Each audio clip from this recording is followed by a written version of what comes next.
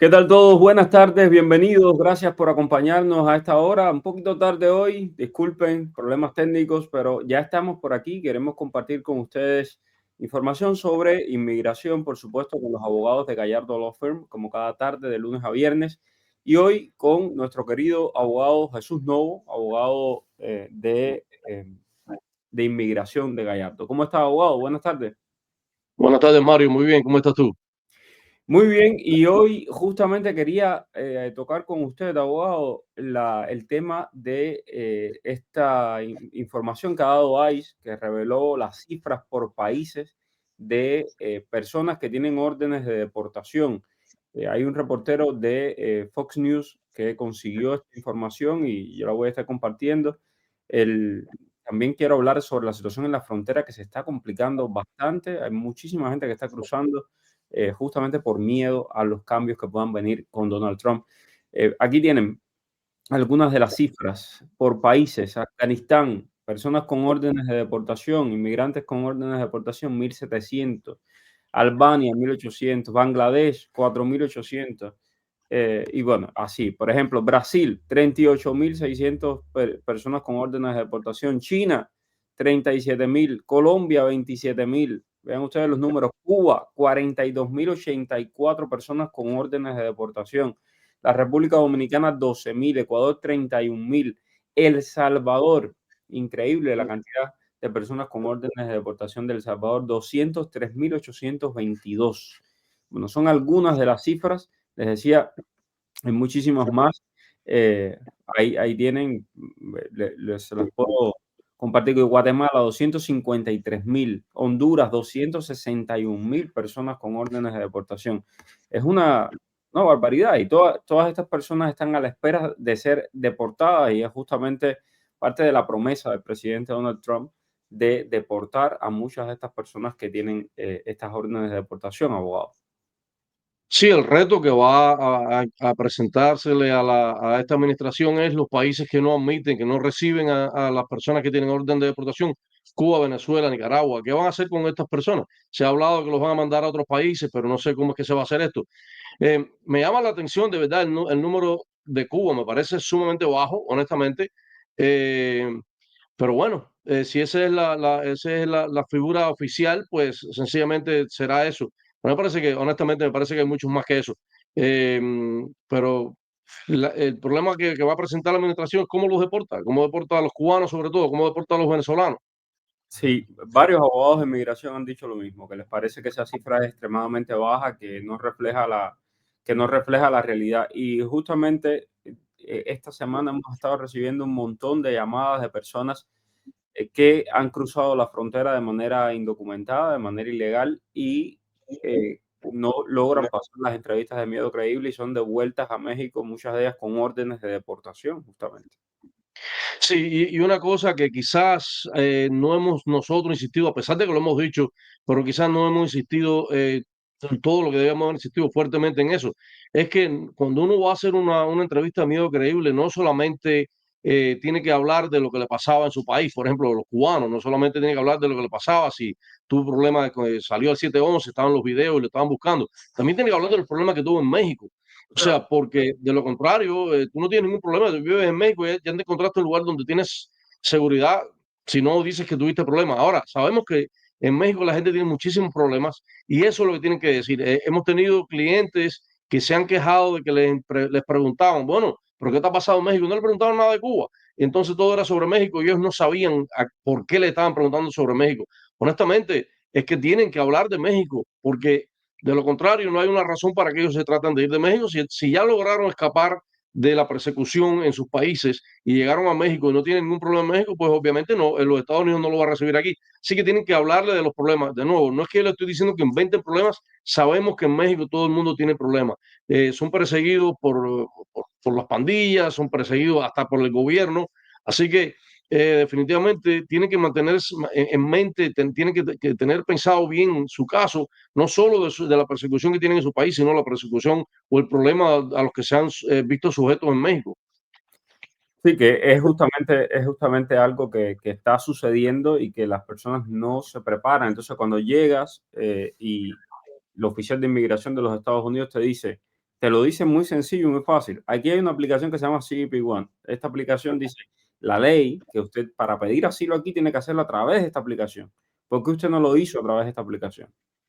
No, porque yo vengo huyendo de Cuba. No, no, no, no me hables de Cuba. Tú estabas en México, tú no estabas en Cuba. ¿Dónde está la situación que tú viviste en México que te hizo cruzar la frontera? Esto es un delito lo que tú estás cometiendo. Y claro, la gente se queda congelada, no sabe qué decir y ahí mismo viene la orden de deportación. Entonces, ojo con eso, importante. Buenas tardes, somos un matrimonio cubano con un bebé brasileño. Mi bebé tuvo una audiencia máster y se la aplazaron. ¿Puede ser deportado? A nosotros los padres que somos cubanos nos desestimaron el caso. ¿Qué debo hacer? Pues, genial. Es un caso bien peculiar porque usualmente tu niño debía estar incluido en tu caso y cuando te cerraron, te desestimaron tu caso, le debían haber desestimado de él. Si por alguna razón no es así y el caso del niño sigue abierto, tienes que buscar un abogado para que te lo cierre también, porque estoy convencido de que aún el juez más irracional va a cerrar ese caso. O sea, no tiene, ahí sí no tiene ningún sentido que el caso de tu bebé siga estando abierto cuando el de usted ha sido cerrado. Tengo por aquí a Luis Ángel Ramayo, nuestro amigo. Dice, saludos, ¿qué pasa cuando USCIS aún no me cierra mi caso de asilo y ya soy residente? Ok, creo que esto lo he dicho en algunas ocasiones. Usualmente, cuando tú tenías un asilo afirmativo solamente, no, o sea, no en la corte, y aplicas para tu residencia, recibes tu residencia, usualmente te envía una carta en la cual te da a elegir si tú quieres continuar con tu caso de asilo o si no quieres continuar con él. Si tú quieres continuar, tienes que tomar acción afirmativa, tienes que hacer algo, tienes que responder, llenar una aplicación, una planilla que te envían y enviársela. Si tú no haces nada, te van a cerrar el caso automáticamente. Se puede demorar meses, honestamente, hemos visto que se demoran meses, pero a la larga te lo van a cerrar. Si has recibido esta aplicación, esta notificación, sencillamente no hagas nada, no respondas, déjala que se caiga, déjala que se vaya y entonces a la larga UCI te va a cerrar tu caso.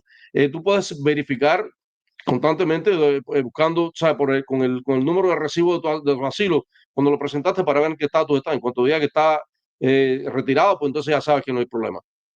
Doctor Ken, te agradezco muchísimo por el super sticker y además me da muchísima alegría que tanta gente de Nicaragua nos siga. Dice Doctor Ken, soy nicaragüense, tengo parol, se me vence en marzo, en 2024. Mi mamá se me vence en marzo, bueno, 2024 estamos, 2025 debe ser. Mi mamá está por obtener su residencia. ¿Cuántos años ella podrá darme, en cuántos años ella podrá darme papeles? Deberé pedir un perdón después ya que voy a acarrear presencia ilegal. Absolutamente, te vas a quedar ilegal, vas a acarrear presencia ilegal, vas a tener que pedir un perdón. O sea, es complicado. Mi consejo, honestamente, es que cuando se te vaya, lo ideal es que hubieras aplicado para asilo, pero bueno, si no aplicaste para asilo, ahora cuando se te vence tu parol, honestamente debes salir del país. Yo sé que es duro, ¿no? Una vez que está aquí ya uno reunido con la familia, salir, pero va a ser la forma más fácil. Un perdón con una petición de una madre residente es bastante complicado. Así que definitivamente mi consejo es que salgas cuando se te vence tu parol, si es que no presentaste asilo. Si presentaste asilo no hay problema, te vas a poder quedar aquí esperando a que tengas una entrevista de asilo y todo ese tiempo es perdonable. Así que esa es la respuesta.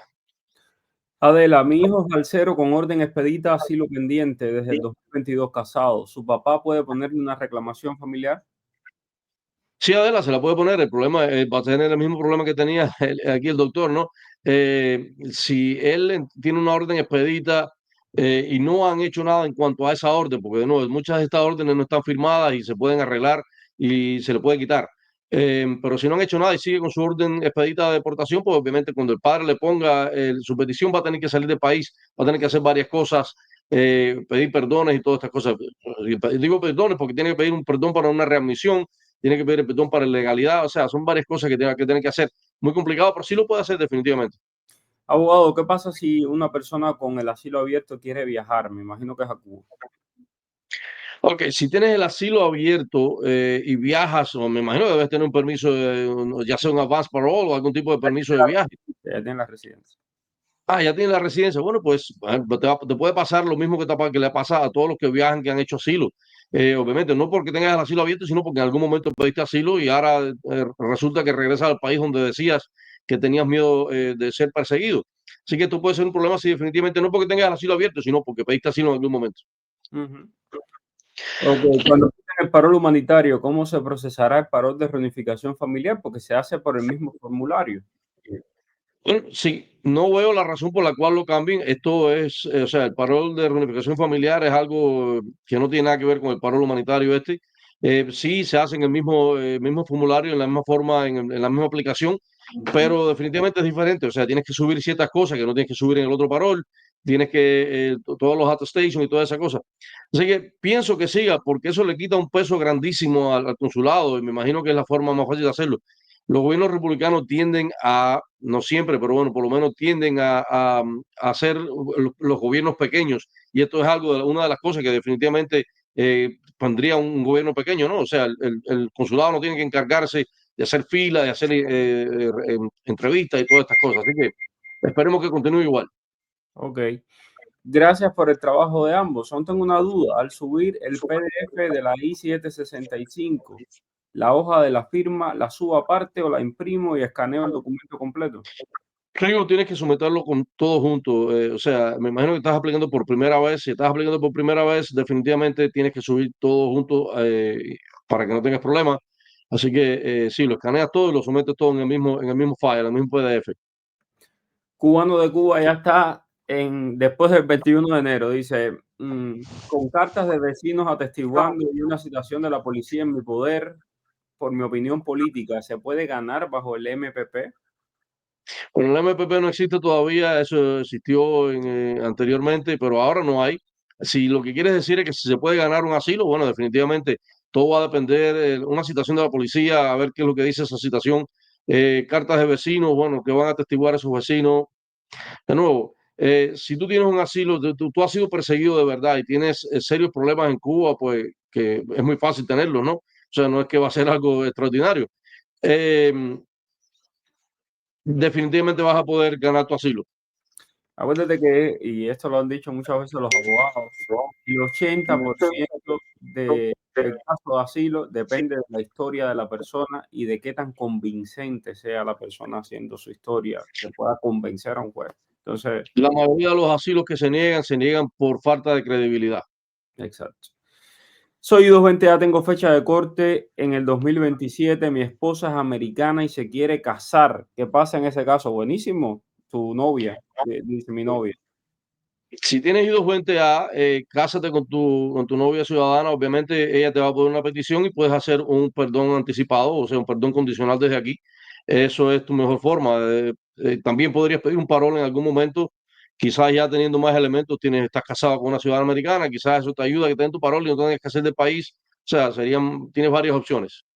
De hecho, ahora mismo hay dos muy buenos amigos míos que están en este momento en Guyana haciendo eso. Ella es ciudadana americana, él era I-220A y hicieron el proceso y ya están en Guyana justamente haciendo la entrevista y demás. Rigo, que es miembro del canal además, y te agradezco mucho eso. Dice, vine por el paro humanitario hace casi 2 años. Desde Cuba siempre lo hice todo bien gracias a su trabajo y desde Gallardo. Muchas gracias. Rigo, gracias a ti, de verdad, y nosotros nos da muchísima alegría poder ayudar a tanta gente y tener ese agradecimiento, esa gratitud. Eso vale mucho. MPP, hace años había que solicitar asilo en México previamente con cartas de vecinos. Bueno, esto es lo mismo, pero no había que solicitar asilo en México previamente. Y eso es bastante complicado, pero igual, no estamos hablando no vamos a meternos en eso porque es que es especular, no sabemos qué va a pasar después del 21 de enero. Además, eso ya se ventiló en las cortes con aquella demanda que se puso de al Es- otro lado contra Mayorga y todo eso. Así que Exacto. Soy 220A con fecha de corte, asilo recibido, le pedí parola a ICE, también mi FOIA, y ya hace más de 8 meses y no me contestan nada. ¿Qué puede estar pasando y qué me sugiere hacer? bueno, el parol no sé por qué se ha demorado demasiado, definitivamente una negación o una aprobación. No sé cómo si lo hiciste con abogado, o sea, si un notario te lo escribió, qué fue lo que hiciste. Pero en cuanto al FOIA, o sea, todo también depende de quién le has pedido el FOIA. Si le has pedido el FOIA a CBP se demora muchísimo. El FOIA a la corte ya hay, usualmente te viene bastante rápido. UCIS es más o menos el tiempo promedio, pero el de CBP es el que tiende a demorarse. Bueno, por aquí tengo a Daneis Aranda. Saludos, I220A. Nunca tuve fecha de corte y me la acaban de poner y me sale que es la corte final. ¿Eso es normal? ¿Qué puedo hacer? Eso sí está raro, si nunca tuviste corte, que te pongan ya tu audiencia final. O sea, me extraña mucho porque siempre tiene que existir una corte preliminar donde, donde el juez te va a pedir que tú respondas a las acusaciones. O sea, no pueden ir de pronto a... ¿qué vas a pedir en esa corte final? O sea, si tú no has pedido ningún tipo de perdón, no has pedido un relief, o sea, no has pedido asilo, no has pedido nada, ¿cómo la corte va a saber qué es lo que tú, cuál es tu defensa? Así que está extraño eso de que sea tu corte final y sea la primera que te ponen. Definitivamente debías analizar bien eso porque no me suena que esté bien.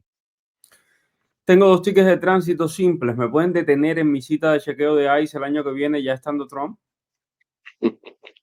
No, los tickets de tránsito no son ningún problema ni con Trump, ni con Harris, ni con Biden, ni con nadie. Tickets de tránsito los tiene todo el mundo, o sea, siempre que sean tickets solamente, que no sea tránsito criminal. Recuérdense, manejar sin licencia es tránsito criminal, no solamente una infracción. Eh, Manejar a un exceso de velocidad más de 20 millas del límite de velocidad es también, se puede considerar un crimen. O sea, hay varias cosas. DUI es definitivamente un crimen, a pesar de que es de tránsito. Todas estas cosas son crímenes de tránsito que tienen otras implicaciones. Así que, pero si son solamente que te vas a una roja y vas a exceso de velocidad, eso no es problema. Así que aprende a manejar, que tampoco es tan difícil. Rafael Alberto, soy 220A con mi primera corte en abril de 2025. Mi esposa residente me puso una reclamación familiar hace ya 2 meses. Presenté asilo político. ¿Hay alguna vía por la cual pueda cerrar mi corte, abogado? Ok, definitivamente hay una vía.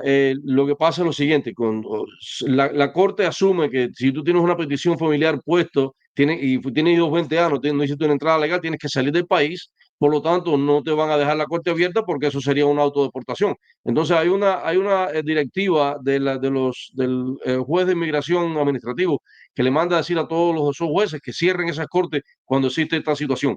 La gran mayoría de los jueces lo cierran, no todos, hay algunos que deciden que ignorar esa directiva, pero la gran mayoría de los jueces cierran cuando hay una petición familiar puesta, cierran esa corte.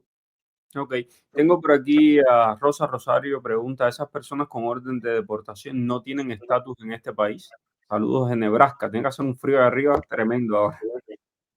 Si no, esas personas con orden de deportación definitivamente no tienen estatus. Los que tienen orden de supervisión pueden sacar su permiso de trabajo todos los años y cosas así, pero definitivamente no, están expuestos a una deportación sumaria en cualquier momento. Por su experiencia, ¿qué tiempo puede demorar USCIS en dar respuesta a un caso reabierto desde marzo, residencia pendiente desde el 2021?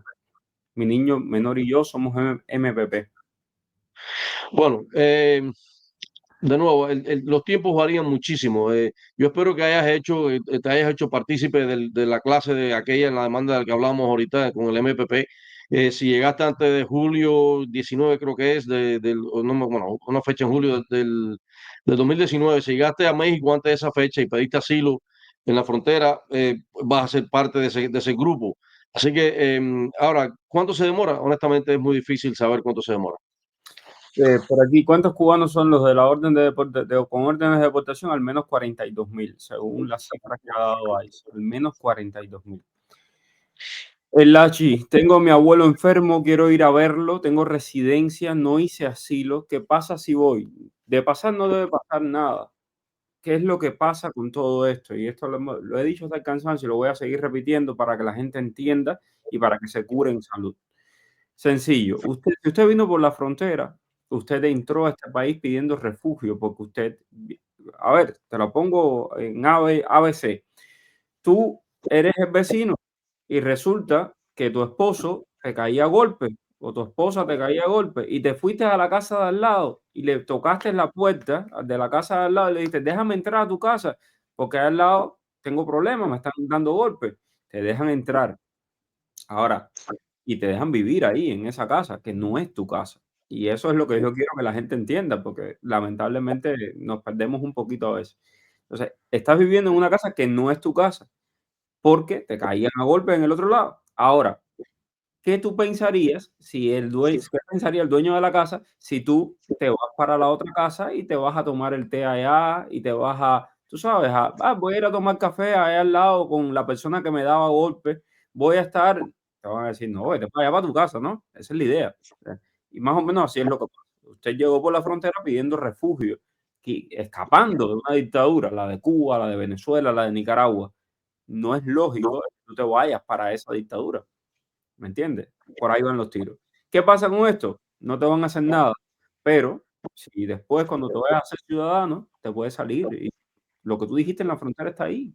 Y te pueden decir, usted mintió y te pueden quitar te pueden negar la ciudadanía o te pueden quitar la residencia en caso, por ejemplo, los que están haciendo negocios, las mulas que están haciendo negocio con el régimen cubano, esos que andan promoviendo agencias que son de los Castro, que aquí los estamos siguiendo. A toda esa gente que se preparen que lo que viene es heavy. Nada, se nos acaba el tiempo, abogado. ¿Algo más que quiera agregar? No, nada, sencillamente las personas que están esperando en México que tengan en cuenta que todavía el CBP-1 continúa, esperen sus citas, no se desesperen, básicamente eso es lo que es mi mensaje. Aquellos que estén desesperados, que estén perseguidos por las pandillas en México, lo que sea, bueno, pues ya saben que tienen que hablar de eso. Exacto, importantísimo. Recuérdenlo, si están en ese proceso, recuerden prepararse muy bien porque están bien duros ahí en la frontera con los que cruzan y les hacen preguntas de lo que le está pasando en México. Que tengan excelente fin de semana, abogado. Igualmente, Mario, nos vemos. Gracias y buen fin de semana para todos. Chao. Dime cuál es el periodista que está en el boom. Es Mario Blanco. El periodista que te trae toda la información. Es Mario Blanco. El periodista de la radio y la televisión. Es Mario Blanco. Habla de temas cubanos, hasta de migración. Mario Blanco. Oye, dale, conéctate y comparte. Déjame un like. Dale like y comparte. Dale, conéctate y comparte. Déjame un like y comparte.